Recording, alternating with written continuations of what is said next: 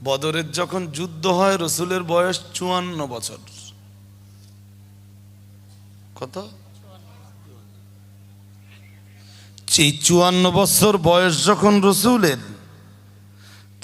তখনও কোরআন নাজেল হচ্ছে। হ্যাঁ না কিছু বলে না। রসুল ইন্তেকাল করবেন কবে? 63-তে। কবে? জোরে বলে না। 63 বছর বয়স। আবি রসুলের বয়স কত? 54। কোরআন কি পুরো নাজেল হয়ে গেছে না এখনো হচ্ছে? কোরআন নাজেল হয়ে গেছে না এখনো কোরআন আসতেছে? এখনো 9 বছর ধরে কোরআন নাজেল হবে। এখনো 9 বছর ধরে কোরআন নাজেল হবে। কোরআন কি তখন কমপ্লিট? জোরে বলে না।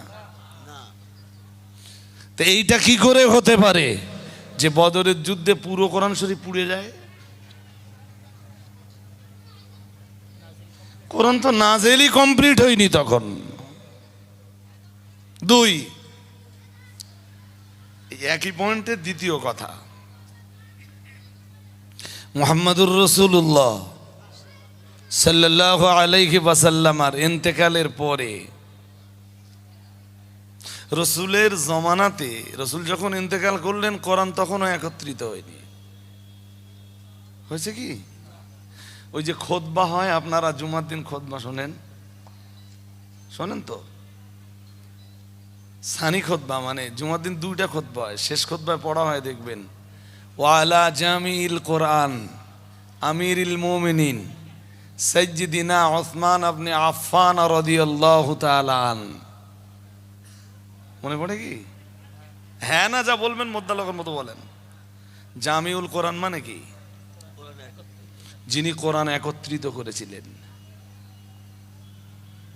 কার নাম বলা হয়? বলে ফেলেন।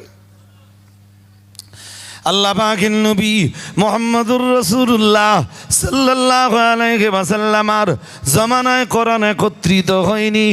রাসূলুল্লাহ বিদায় নিলেন, খেলাফতের মাসনাদে বসে গেলেন। জনগণের মতামতের ভিত্তিতে গণতান্ত্রিক নিয়মে হযরত আবু বকর রাদিয়াল্লাহু তাআলা আনহু খেলাফতের মাসনাদে বসে গেলেন। না না না না না, হযরত আবু বকরের পিরিয়ডেও কোরআনুল কারীম পূর্ণাঙ্গ একত্রিত হয়নি। যদিও কোরআন একত্রকরণের কিছু দায়িত্ব হযরত আবু বকর পালন করেছিলেন, বুখারী শরীফেও এই মর্মে হাদিস পাওয়া যায়, কিন্তু পূর্ণাঙ্গ কোরআন হযরত আবু বকরের জামানাতেও একত্রিত হয়নি। প্রিয় নবী মুহাম্মদুর রাসূলুল্লাহ সাল্লাল্লাহু আলাইহি ওয়াসাল্লামের সাহাবী হযরত আবু বকর 2 বছরের বেশি সময় ধরে তিনি খেলাফতের দায়িত্ব সামলানোর পরে তিনি যখন ইন্তেকাল করলেন, মুসলিম জানের খলিফা হয়ে গেলেন প্রিয় নবী মুহাম্মদুর রাসূলুল্লাহ সাল্লাল্লাহু আলাইহি ওয়াসাল্লাম। আল্লাহ পাকের নবীর প্রিয় সাহাবী হযরত ফারুক আযম ওমর রাদিয়াল্লাহু তাআলা আনহু, না না না না না, হযরত ওমর রাদিয়াল্লাহু তাআলা আনহুর জামানাতেও পূর্ণাঙ্গ কোরআনুল কারীম একত্রিত হয়নি।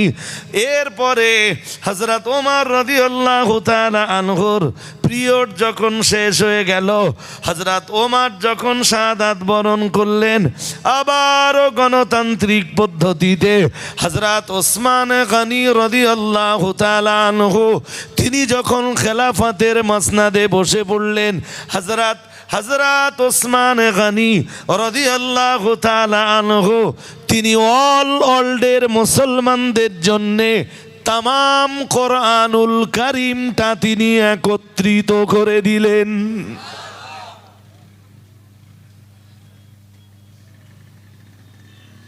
যে কোরআন হযরত ওসমানের পিরিয়ডে একত্রিত হলো, সেই কোরআন বদরের যুদ্ধে পড়লে কি করে?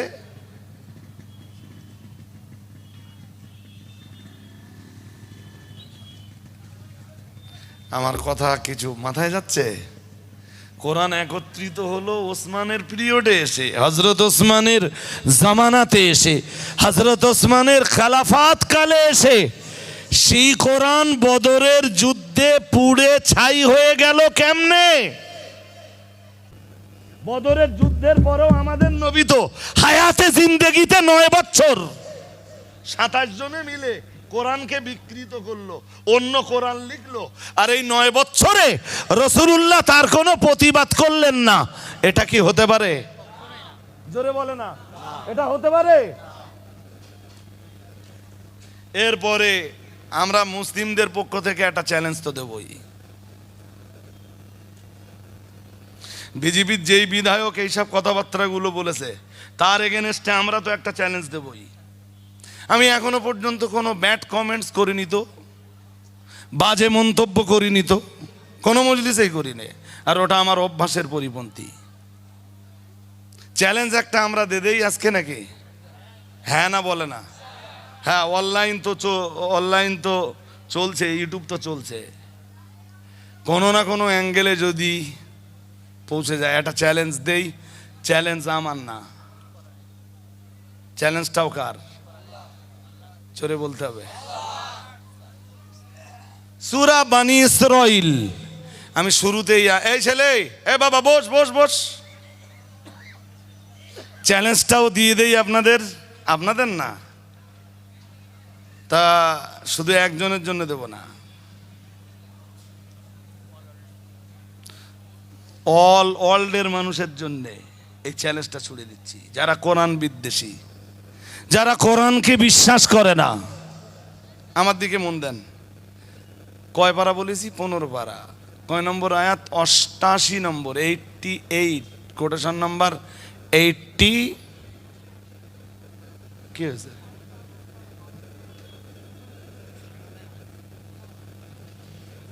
না না না, এখনো কোলেকশন, মসজিদটা ভেঙে যাবে, বোঝেন না? এই এত ফুলের বাগান একটা গড়ে গেছে, মাদিন সাহেব এসে 1 ঘন্টা ওয়াজ করুক, তারপর কালেকশন করুক। এসে গেছে হুজুর? আগে বলেননি কেন? শ্রোতা ওয়াজ শুনতেছে।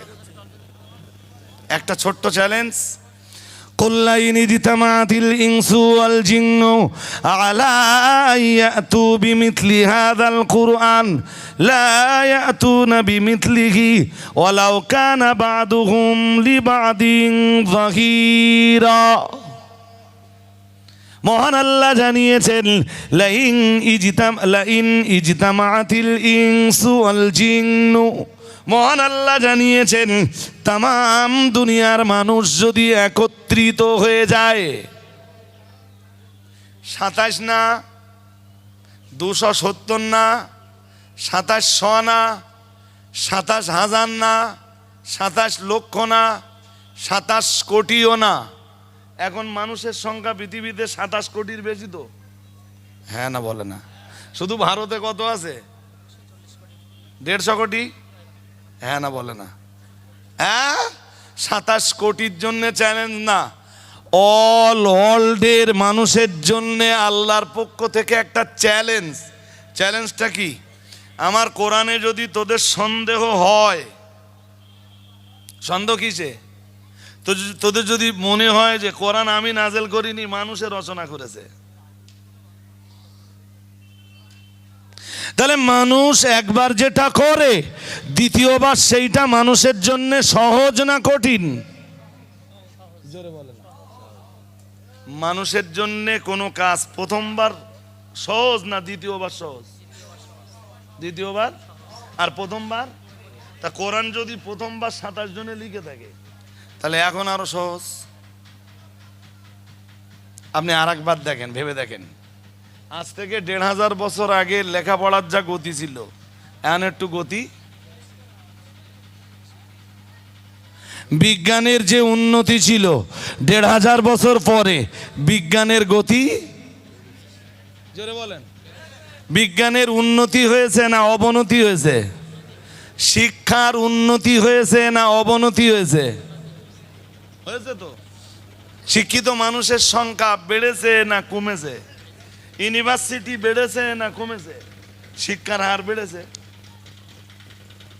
আল্লাহ কি চ্যাম্পিয়ন একটা চ্যালেঞ্জ দিয়েছেন, লাইনি জিতামাতিল ইনসু, মহান আল্লাহ জানিয়েছেন তাম দুনিয়ার মানুষ যদি সবাই যদি একত্রিত হয়ে যায়, এরপরে আর একটুখানি অংশ রয়েছে, সেই অংশটা এখন আমি বলছি না, একটু পরে বলবো।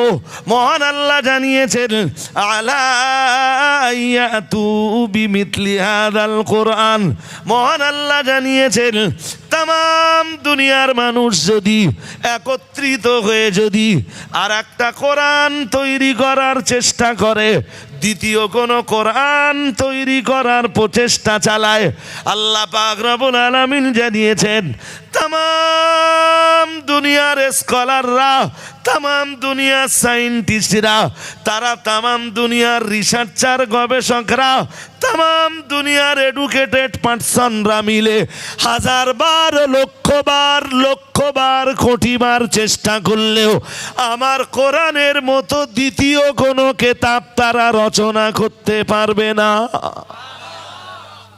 কে চ্যালেঞ্জ দিচ্ছেন? জোরে বলেন।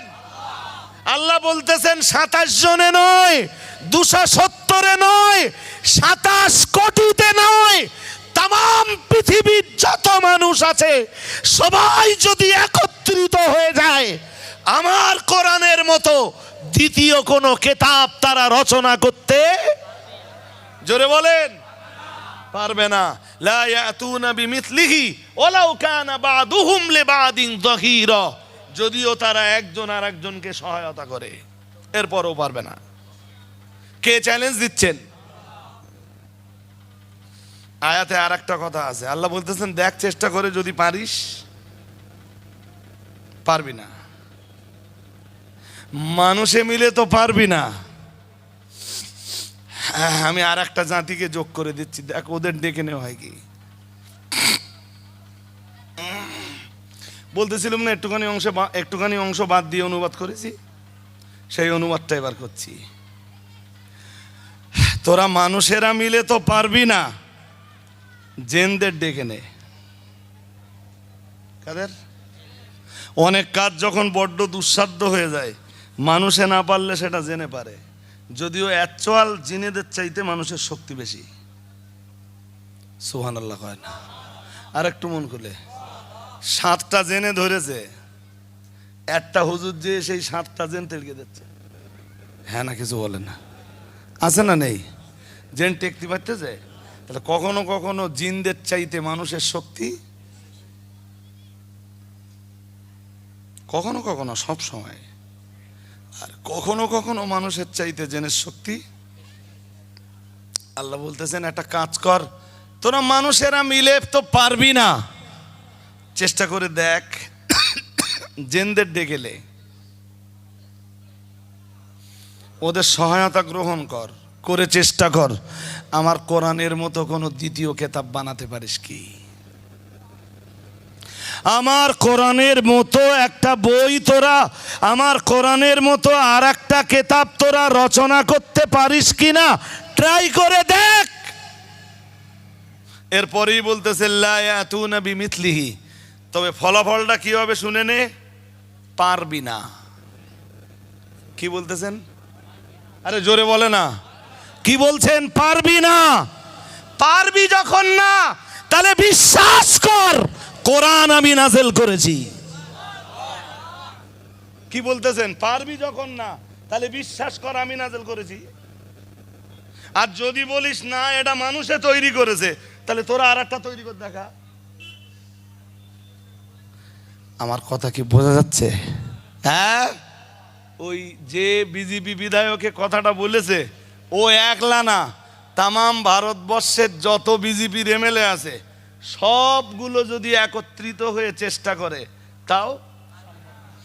সূরা হুদ আয়াত নাম্বার 13, আল্লাহ সেকেন্ড চ্যালেঞ্জ। ধরেন প্রথমে আল্লাহ 1000 কেজির একটা চ্যালেঞ্জ ছুড়ে দিয়েছেন, দেখ চাগাতি পারিস কি, তাকেও পারলে না। আল্লাহ বললেন শোন, চ্যালেঞ্জটা এবার একটু কমকে দিচ্ছি, 300 কেজি। কশো কেজি? কোরআনে তো সূরা আছে 114টা, ওটা পারবি না। চ্যালেঞ্জটা একটু হালকা করতে চেষ্টা করে এবার। কথা কি বুঝতেছেন? সূরা হুদের 13 নম্বর আয়াত।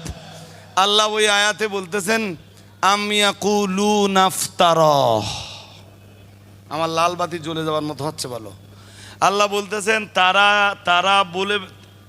আল্লাহ বলতেছেন নাকি তারা বলে বেড়ায় যে এটা মানুষ রচনা করেছে, মানে কোরআনের দিকে ইঙ্গিত করে বলছেন, নাকি তারা বলে বেড়ায় যে এটা মানুষের রচনা।